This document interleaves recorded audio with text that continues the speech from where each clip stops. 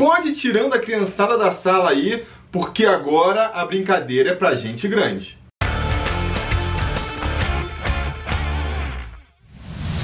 Fala, torcida vascaína, Felipe Thiru de volta na área, porque hoje tem estreia do Vascão. Pois é, hoje às 4 horas da tarde, com transmissão da Rede Globo para Minas Gerais, para o estado de Minas Gerais.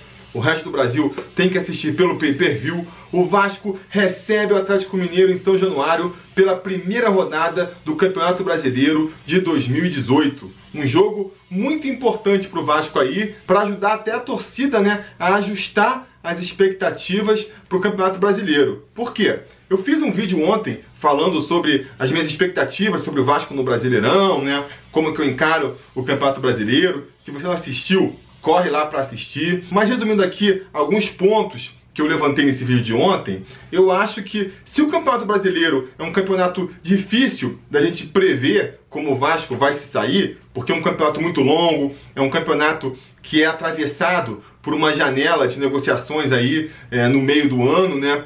Isso prejudica muito a gente fazer uma previsão para como vai ser a temporada do Vasco, né? Porque pode vir reforços nessa janela que fazem o Vasco ficar mais forte, a gente pode vender jogadores, o que vai fazer o Vasco ficar mais fraco, né? Então isso atrapalha demais para a gente projetar o desempenho do Vasco daqui até o final do campeonato. A gente pega aí 2015, por exemplo. O time do Vasco era no meio da temporada veio o Nenê, e quando o Nenê entrou, o time mudou completamente e virou outra equipe. Ano passado também. O Anderson Martins, quando entrou na equipe, mudou a qualidade da nossa defesa. A gente ficou com uma defesa bem mais sólida e isso permitiu uma campanha bem melhor quando ele estreou. E tem o contrário também que pode acontecer, né? Muita gente falando aí na venda do Paulinho. Se por acaso a gente vende o Paulinho e não traz ninguém à altura, a gente vai estar com um time mais fraco do que estava até agora no campeonato. Então são coisas que são imprevisíveis, que não tem como a gente antecipar, e fazem da previsão do desempenho do Vasco no campeonato ser meramente um chute, né? Mas fora isso,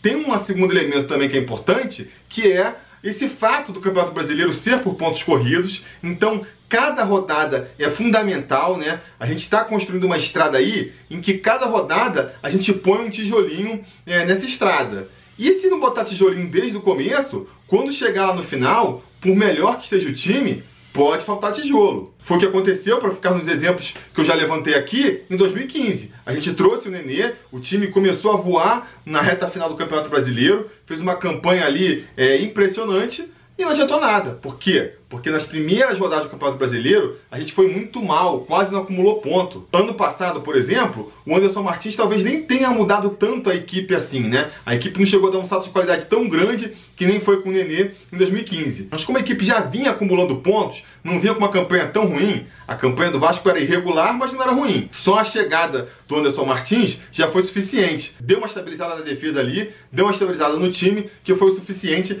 para a gente conseguir o nosso objetivo no ano passado, que era uma vaga na Libertadores. Então, gente, esse jogo de agora, não se enganem, já é muito importante para ir ajustar nossa expectativa justamente sobre o Campeonato Brasileiro. O que o Vasco pode fazer, né? Porque a gente vai enfrentar um adversário difícil, é um time grande do Campeonato Brasileiro, mas também não vem em grande fase, não dá para dizer que o Atlético Mineiro é um dos favoritos ao título, né? E jogando na nossa casa. Então é uma partida que serve bem de teste, serve bem para ver qual vai ser a situação do Vasco, né? Porque não é aquele jogo em que a vitória é obrigação, como é se a gente jogar, por exemplo, contra um Ceará, jogar contra o América Mineiro. São jogos em que não tem outra discussão, né? Respeito a esses times, mas América Mineiro, Paraná, Ceará, a gente não pode perder ponto para esses times em casa, não dá. Mas também não é o tipo de jogo onde o que vier é lucro, né? Por exemplo, ano passado a gente estreou jogando contra o Palmeiras lá no Allianz Parque. O Palmeiras, que era tido como um dos favoritos ao título, jogando em casa, quer dizer, a gente foi ali para ver se conseguia arrancar um empate, sabendo que já seria um milagre, né? Acabou que tomou uma bordoada lá de 4-0 e não dá para dizer que foi um resultado ruim, que foi isso que atrapalhou ou ajudou o Vasco, porque, repito, é um jogo muito difícil de ganhar, né? Hoje a nossa estreia aí fica no meio do caminho, né? Não é esse jogo, repito, que a gente tem a obrigação de ganhar. Aí alguns vão falar, não, tem a obrigação de ganhar todos os jogos em casa. Tá, tem a obrigação de ganhar todos os jogos em casa, mas não vai ganhar, né? A gente sabe que a gente não vai ter 100% de aproveitamento em casa.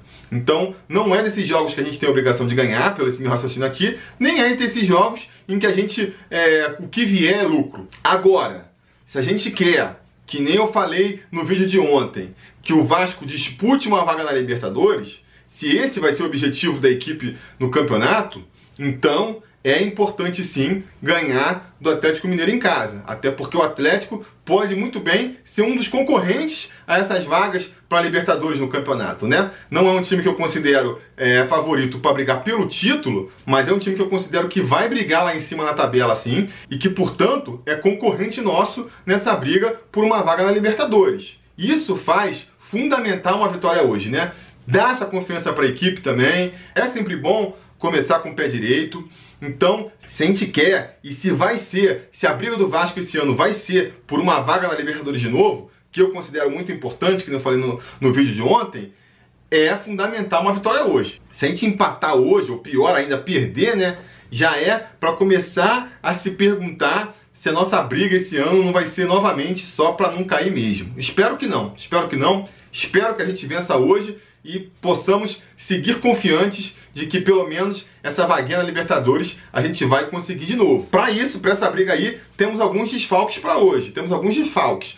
O Zé Ricardo deve manter o time aí, a estrutura do time das últimas rodadas, né? Mas vamos ter alguns desfalques. Um pontual, né, que é o Eraso, que por vir por empréstimo do Atlético Mineiro não vai poder atuar hoje, né? Tem uma razão contratual lá. O Vasco teria que pagar 1 milhão de multa para escalar o Eraso, então tá tranquilo, né? Para tanto também, né? A gente vai de Wehrley aí fazendo dupla de zaga com o Paulão, né? O Zé Ricardo já confirmou isso aí. Eu considero um desfalque. Talvez muitos de vocês falem, pô, Eraso fora da desfalque. Eu considero um desfalque sim, porque ele vinha de boas atuações, vinha melhorando o seu rendimento com a equipe, o entrosamento ali. E vamos botar um Wehrley aí que, por outro lado, eu vi jogar pouco, né, no Vasco. Não tenho muita confiança no Wehrley ainda.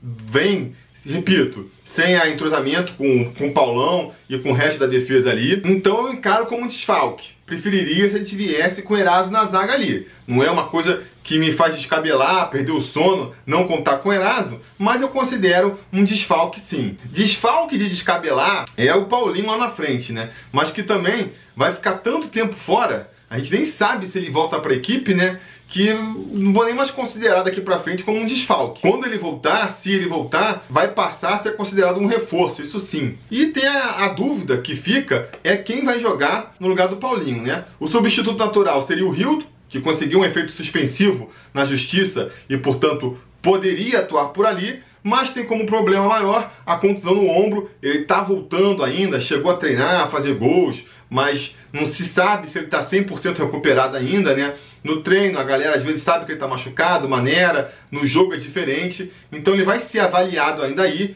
pode jogar hoje, senão o Evander vai entrar no lugar dele. Eu sou um cara que gosto do Evander até, acho que o Vasco tem que apostar nele sim, por mais que muitas vezes ele pareça meio dorminhoco em campo, né? Sei que muitos de vocês têm bronca com ele, eu não tenho, mas ainda assim não há como questionar que para aquela posição ali, para encaixar no time sem mudar muito as características do time, o Rildo seria a melhor opção, né? Então vamos torcer pro Rildo estar 100%, pro Rildo conseguir ser escalado hoje, porque com Rildo e Pikachu ali pelas laterais, eu acho que a gente fica com um time mais interessante, um time mais veloz, mais do que com o Evander, que para mim vai bater cabeça com o Wagner ali no meio campo para brigar por essa posição. Mas vamos falar então do time do Vasco. Qual é o provável time do Vasco para esse jogo de hoje aí? No gol, Martin Silva, né? Titular absoluto aí da equipe. Enquanto não começa a Copa, a gente pode contar com ele. Na lateral direita, o Rafael Galhardo vai seguir ali segurando a posição, né? Tabelando com o Pikachu na frente, um volta para ajudar o outro, esse esquema que a gente tem visto atuar aí. Na zaga, que nem eu já falei, o Wehrley substitui o Eraso, então Paulão e o Wehrley formam a nossa dupla de zaga. E na lateral esquerda, graças a Deus, o Henrique volta a assumir a sua posição, né? Fabrício, cara, valeu, eu sei que você não fez nada de propósito, mas realmente é complicado de contar com você na lateral esquerda. Que bom que o Henrique voltou para essa posição aí. No meio campo, a gente volta com a dupla de zaga titular, o De Sábato e o Wellington, né?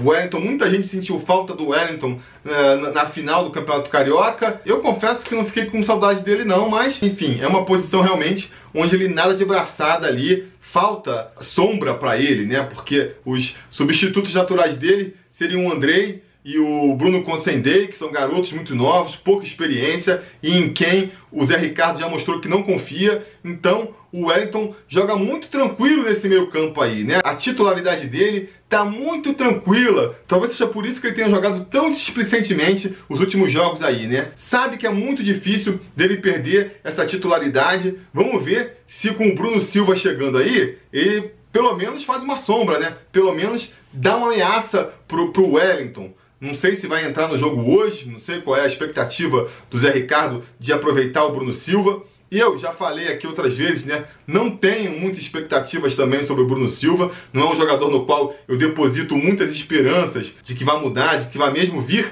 a ser titular desse time do Vasco. Mas posso ser surpreendido, né? Torço mesmo assim para ser surpreendido, para esse Bruno Silva entrar, mostrar um potencial e acirrar uma briga aí. Nem que seja para, que nem eu já falei, dar uma ligada, dar uma despertada no Wellington, fazer ele perceber que se ele não render o suficiente, ele pode ser barrado desse time. Do meio pra frente, nós vamos de Wagner, Pikachu, Rildo ou Evander, que eu já falei aí, né? Vou torcer para ser o Rildo. E na frente, o Riascos de nosso centroavante. Aqui também eu fico torcendo para o Wagner dar uma ligada, despertar mais para o jogo, virar um jogador que realmente faça diferença. Não é que o Wagner esteja jogando muito mal, esteja afundando a equipe, mas eu acho que ele tem participado muito pouco das jogadas. O cara joga ali na nossa posição de criador das jogadas, né? Como o grande cérebro do ataque. Eu espero mais do jogador dessa posição, então eu espero que o Wagner atue melhor hoje, seja um começo aí de uma nova fase do Wagner. Se não, vai ficar difícil de sustentar ele de titular, né? Talvez seja um caso de sombra também, né? Já que esse é o tema aí do nosso vídeo, vou aproveitar para levantar aqui. Precisa de pelo menos uma sombra pro Wagner, né?